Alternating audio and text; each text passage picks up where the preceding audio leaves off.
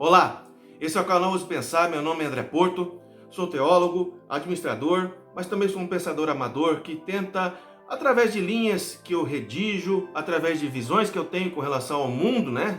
Visões que eu digo não é coisa mirabolante, mas sim observar o mundo e tentar analisar facetas que são interessantes para a gente refletir e crescer como seres humanos com relação a isso. E levar para outras pessoas, se for o caso, se for de valia para algumas pessoas.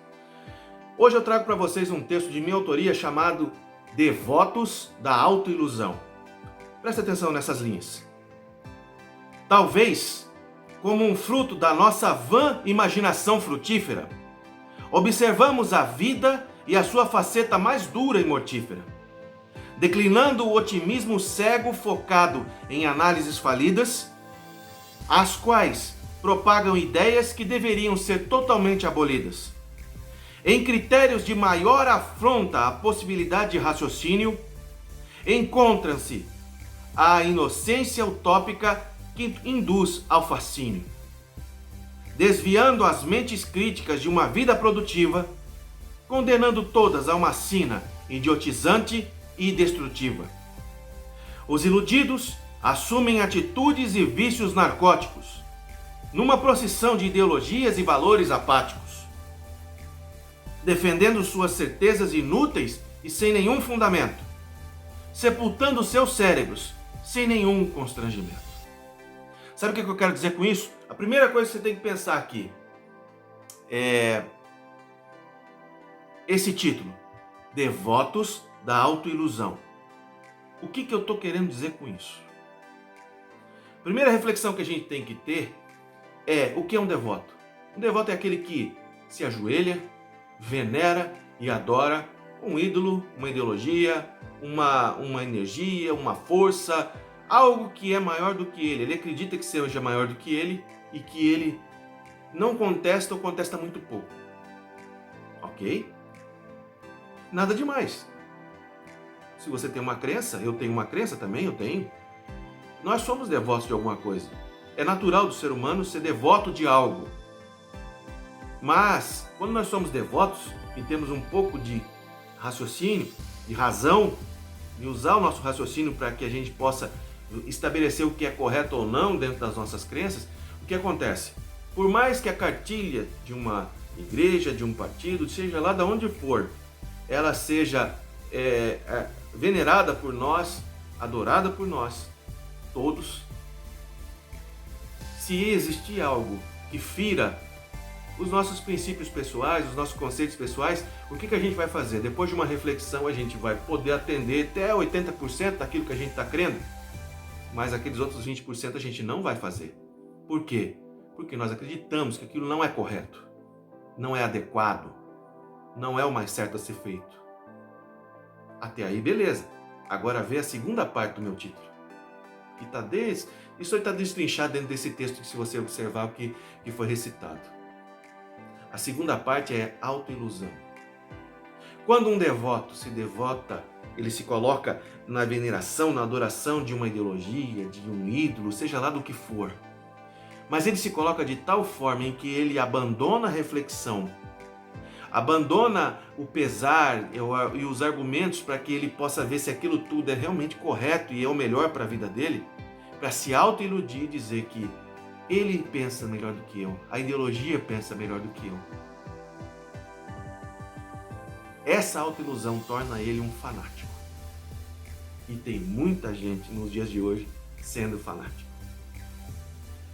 Todos nós temos uma tendênciazinha de tentar, talvez, às vezes, delegar, né, a responsabilidade por nossas decisões, pelos nossos argumentos pessoais, encontrar alguma certificação de que nós estamos em caminhos corretos, nós estamos em coisas corretas.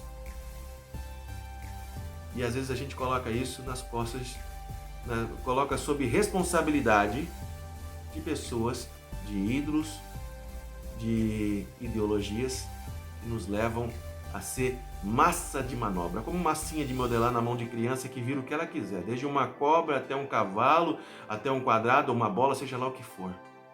Massinha não pensa, só é conduzida, ok? E nisso a pessoa se autoiludindo, ela nunca vai sair disso. O que eu quero trazer hoje aqui para vocês? Ousar pensar é não se colocar nesse tipo de situação. É mesmo que tenha uma crença, colocá-la sempre sob análise da razão, da racionalidade, para que nós não passemos para o degrau posterior, que é o de fanatismo, em que nós sejamos usados, nós sejamos manipulados e lá na frente, talvez, quando a gente acorda, a gente vê o que nós fizemos. Vou te dar só um exemplo. Segunda Guerra Mundial. As pessoas botaram tudo. A Alemanha tinha acabado de sair de uma Primeira Guerra Mundial e a Segunda Guerra Mundial ela ocorre num momento em que ela quer achar um Messias para ela. E ela adota a ideologia nazista e Adolf Hitler como sendo aquele que ia tirar eles de todo o buraco, toda a tristeza que eles iriam ter. Durante um tempo até pareceu que ia ser isso.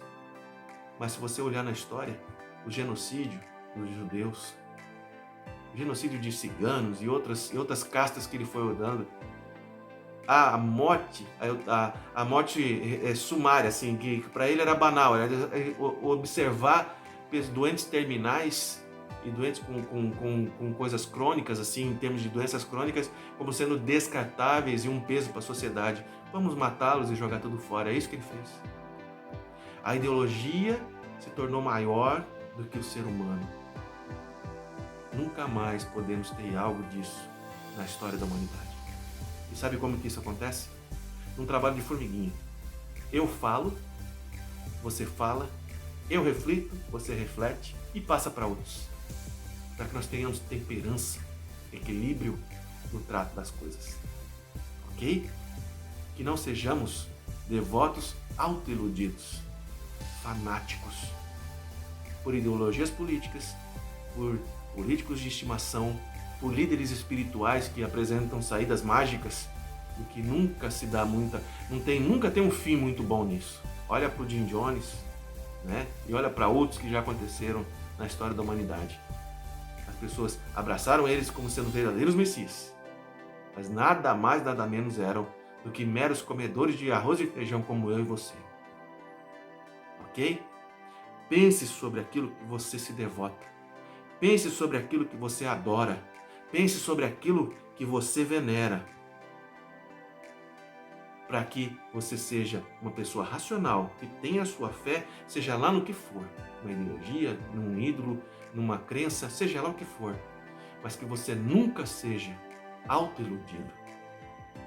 Você nunca tenha podado na sua vida a ideia de que você tem o dever de colocar sempre em dúvida, sempre pesar se é positivo ou não aquilo que você está se enganjando.